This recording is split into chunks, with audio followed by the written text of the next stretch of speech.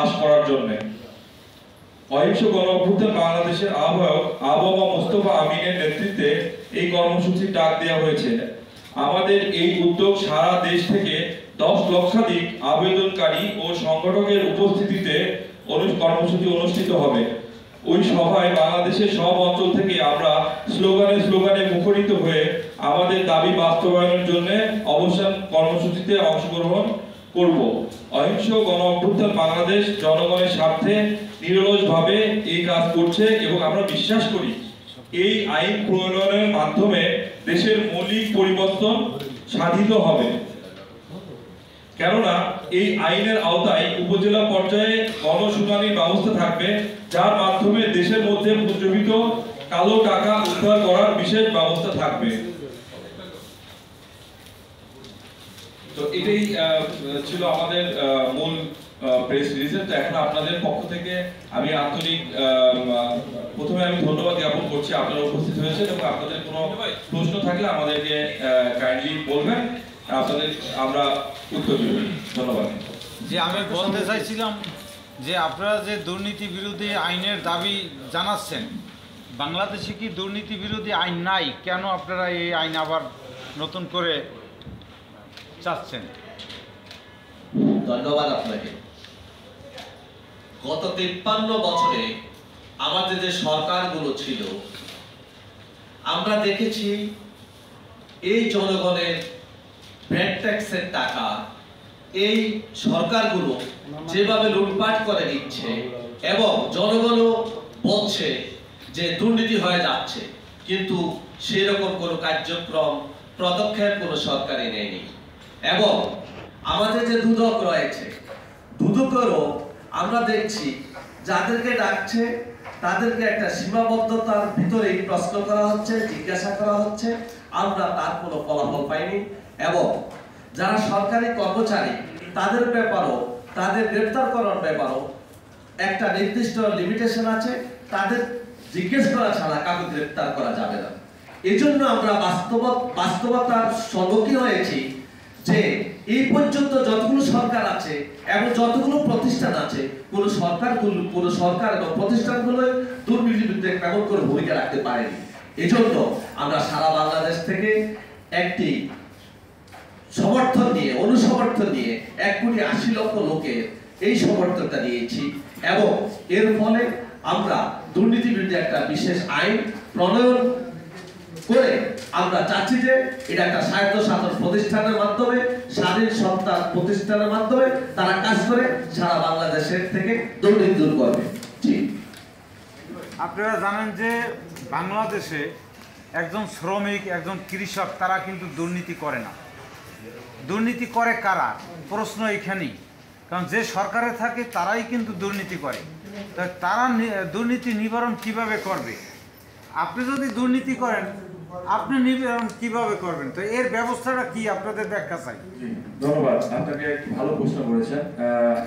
আসলে আপনি যেটা প্রশ্ন করলেন যে সাধারণ যে জনগণ বাংলাদেশের একটি মেজরিটি পার্সেন্টেজ, যেই মানুষগুলো আপনি দেখেন বাংলাদেশে বলে যে অ্যারাউন্ড মনে হয় 5% মানুষের কাছে প্রায় 90%, 80 থেকে 90% টাকা। হ্যাঁ, বাকি যেই শ্রেণীটা আমাদের দেশে তাদের কাছে কিন্তু কোনো কিছু নাই। কিন্তু সংবিধানের সাথে এক অনুচ্ছেদে বলা আছে বাংলাদেশের প্রত্যেকটি নাগরিকের অধিকার সমান। প্রত্যেকটি নাগরিক, যত মানুষ আছে সবার অধিকার সমান। তাহলে এই যে টাকা, এই যে পার্সেন্টেজ যেটা বললাম, খুব সামান্য পার্সেন্টেজ, তারা কিন্তু এই পুরো সম্পদের মালিক। তারা কিভাবে মালিক হচ্ছে?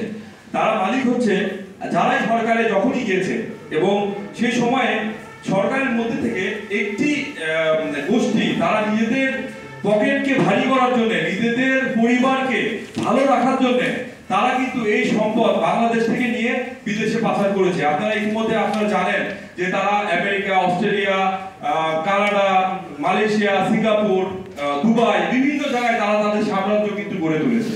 এই যে গত সরকারের আমলের একজন মন্ত্রী ছিলেন, আপনারা জানেন, ইতিমধ্যে সংবাদ বিভিন্ন পত্রপত্রিকায় দেখেছেন যে তার নাকি 600টা বাড়ি, 600টা টোটাল বাড়ি এবং ফ্ল্যাট মিলে 600টা করেছে। তো তাহলে সে কিভাবে করলো? সে তো জনগণের টাকা লুটপাট আত্মসাৎ করেই কিন্তু সে বিদেশে টাকা পাচার করেছে।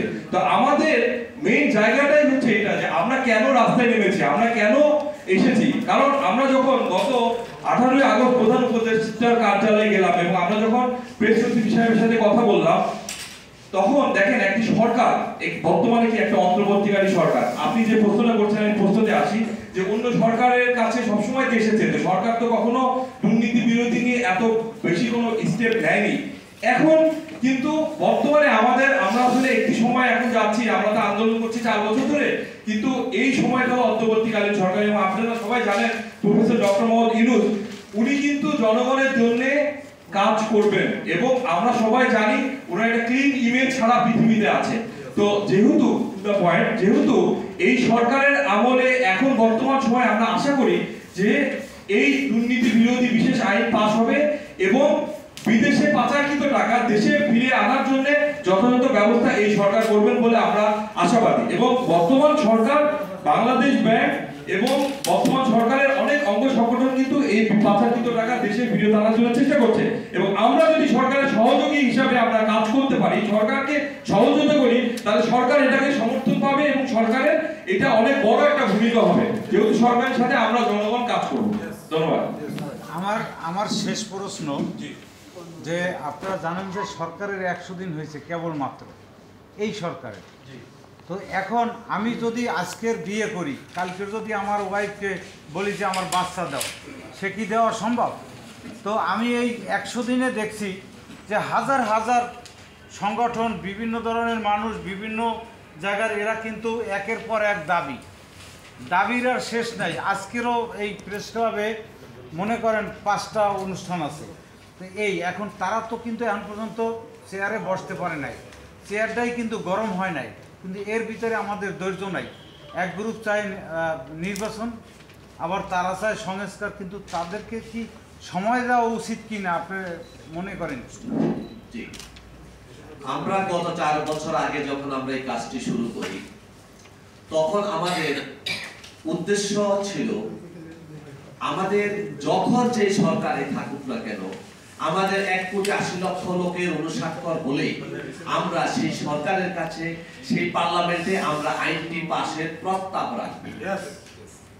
এখন বর্তমান 1,60,00,000 লোকের অলরেডি আমাদের অনুস্বাক্ষর হয়ে গেছে, আর এই 25শে নভেম্বর ভিতরে সারা বাংলাদেশে ছড়ানো ছিটানো যে আবেদন পত্রগুলো আছে সেগুলো আমাদের হাতে পৌঁছলে 1,80,00,000 লোক, মানে আমাদের হয়ে গেছে আমাদের অনুস্বাক্ষর 1,80,00,000 লোক। এখন সরকারে আছে যে তার কাছে আমরা এই আইনের প্রস্তাব পাশের জন্য আমরা আবেদন করব। অলরেডি গত 18 আগস্ট 2024 সকাল 10টায় আমরা এই আইনটি পাশের জন্য বর্তমান অন্তর্বর্তীকালীন সরকার ডক্টর মোহাম্মদ ইউনূসের দপ্তরে আমরা আইনটি পাশের জন্য আমরা দাবি রেখে আবেদন করেছি। ধন্যবাদ। আমার একটা প্রশ্ন, এই যে আমরা